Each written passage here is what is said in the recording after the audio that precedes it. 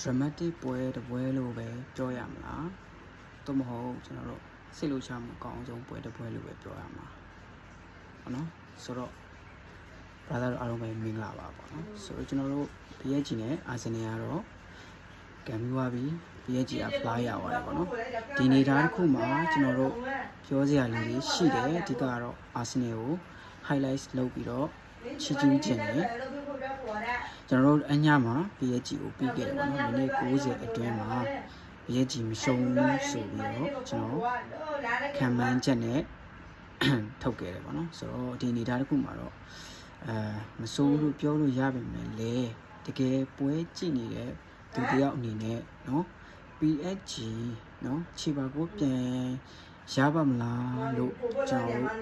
တွေးရတဲ့အထီကို Arsenal ရဲ့ကစားပုံကောင်းမွန်ခဲ့တယ်ကျွန်တော် Kai Havertz ရဲ့ကိုသွင်းပြီးသွားတဲ့နောက်ပိုင်းမှာကျွန်တော်တို့ PSG ဘက်ကတိုက်ပြင်မယ်လေ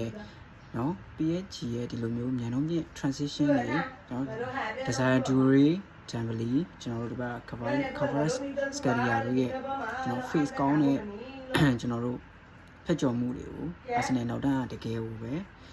ထိရရောက်နေကာကွယ်နိုင်ခဲ့တယ်ဒီနေရာမှာကျွန်တော်ပြောချင်တာက Arsenal ရဲ့ဒီ William Saliba တို့ Gabriel Magalhaes တို့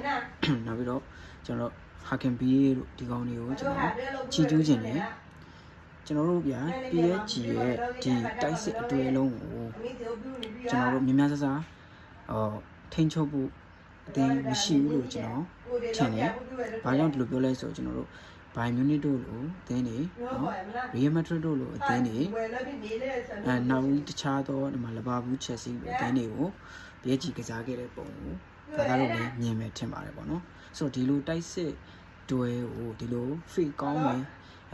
လျင်မြန်တယ်တူချင်းဖြတ်ကျော်မှုအရန်ကောင်းတဲ့အသင်းကိုဒီလိုထိန်းချုပ်ပြီးတော့ကစားသွားတဲ့အနေအထားတစ်ခုကတော့ကျွန်တော်တို့ appreciate လုပ်ရမယ်เนาะ appreciate လုပ်ရမယ်ဒီတစ်ချက်ကိုအရင်ဆုံးကျွန်တော်ပြောချင်တယ်နောက်ပြီးတော့ဒီ1-1ဖြစ်သွားတဲ့အနေအထားပေါ့နော်1-1ဖြစ်သွားတဲ့အနေအထားမှာအဲ့အထိကိုပဲเนาะအဲ့အထိကိုကျွန်တော် Arsenal ကိုတကယ်ချီးကျူးချင်ပါတယ်ဆိုတော့ပွဲရတော့ကျွန်တော်တို့ penalty တွေထိသွားတယ်အချိန်ပိုတွေကန်တယ်ဆိုတော့ဒီနေသားတစ်ခုမှာ penalty ထိသွားမယ်လို့ကျွန်တော်မမြင်ဘူးပြတယ်ဒီ extra time မှာရင်ပဲရလက်ထွက်ခဲ့မယ်လို့ကျွန်တော်ထင်တာပေါ့နော်နောက်ဆုံးချိန်ဒီ penalty ကန်တဲ့အချိန်ထိလည်းကျွန်တော်တို့ထဲကကန်နေတဲ့သူတွေကလည်းကျွန်တော် pressure ရှိတယ်လို့ကျွန်တော်တို့ကြည့်နေတဲ့သူတွေလည်းဒါအများစုပေါ့နော်ကြည့်နေတဲ့ပွဲအများစုတကယ်ကိုရှင်သက်ရှုမှုပွဲကောင်းတဲ့အခိုက်အတန့်တွေကိုတကယ်ရခဲ့တယ်အဲ့ဒါတော့အကုန်လည်းသိမယ်ထင်ပါတယ်ပေါ့နော်ဆိုတော့နောက်ပိုင်းမိနစ်80မိနစ်90အတွင်းမှာဒီ PSG ကကျွန်တော်တိုက်စစ်အတွဲမှာ2ယောက်ကိုဖြုတ်ပြီးတော့ကျွန်တော်တို့စတာမီနာနည်းနည်းကျပြီးလို့ယူဆတယ်ပေါ့နော်အဲ့လိုကြောင့်မလို့အစ်စ်တွေထပ်ထည့်တယ်ဒီနေထားမှာတကယ်လို့များပနယ်တီသွားမယ်ဆိုလို့ရှိရင်ဘယ်သူတွေများကံမလဲပေါ့နော်ဒီလိုအနေထားကြီးလေကျွန်တော်တို့တွေးခဲ့ရတယ်ရှိတယ်ဆိုတော့ဘယ်လိုပဲဖြစ်ဖြစ်ဒီလိုမျိုးတိုက်စစ်အတွဲကိုအာဆင်နယ်နောက်တန်းကဒီလိုမျိုးထိန်းချုပ်ပြီးတော့တေချာကစားသွားတဲ့အနေအထားတစ်ခုမှာတော့အာဆင်နယ်ဟာဒါတကယ်ကိုပဲကောင်းမွန်ခဲ့ပါတယ်ဒီပွဲမှာပေါ့နော်နောက်တစ်ခုကျွန်တော်ပြောချင်တာပေါ့နော်ဒီနှစ်ကကျွန်တော်တို့အာဆင်နယ်အတွက်ဒါအမြင့်အပြန်ဆုံးယာတီလို့ကျွန်တော်တို့ပြောလို့ရတယ်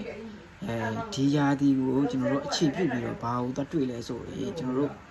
လီကြီး9ခုကနေပြီးတော့ကျွန်တော်တို့ body ကြီးအပြင်းဆုံးအသင်းတွေကို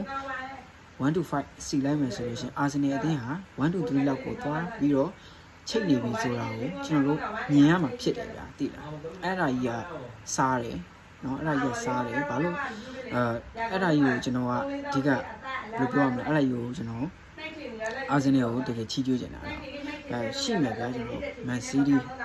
Arsenal เนาะ Real Madrid Barcelonaတစ်ဘက်က La Liga ပြီးတော့ကျွန်တော် Bundesliga မှာ Bayern Munich ဒီအသင်းအနေနဲ့1 to 5ရှင်းရင်တော့မှ Arsenal ရဲ့ကြီးပေးမှု body ကြီးဟာကျွန်တော်တို့1 to 3မှာတွားပြီးတော့အနေထားတစ်ခုမှရှိနေပြီလို့ကျွန်တော်တို့ယူဆလို့ရနေပြီဒါကိုလည်းသူတို့တက်တည်ပြထားပြီးဒါကြောင့်မို့ကျွန်တော်နောက်ရာသီမှာတော့အာဆင်နယ်တကယ်ကြည့်ကျင်တယ်ပေါ့နော်ဒီ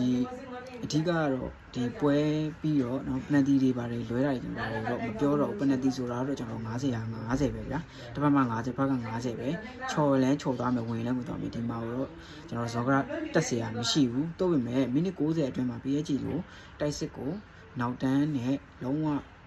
เนาะစနစ်တကျ systematic system ဆန်ကစားသွားတဲ့ Arsenal ရဲ့ကစားပုံကိုကျွန်တော်ကြည့်ကြည့်ပါတယ်PSG ဖလားရသွားတယ်နှစ်ဆက်ချန်ပီယံလိဖလားကိုဆက်လက်ထိန်းသိမ်းသွားတယ်PSG လည်းတကယ်ကောင်းမွန်ပြီးတော့ Arsenal အတွက်လည်းတကယ်ကိုမှเนาะဒီနှစ်က Arsenal အတွက်အမြင့်ပြန်ဆုံးနှစ်တစ်နှစ်ဖြစ်တယ်ဒါကိုလည်း Arsenal ပရိသတ်တွေမိမထားစေချင်ဘူးအခြားပရိသတ်တွေလည်း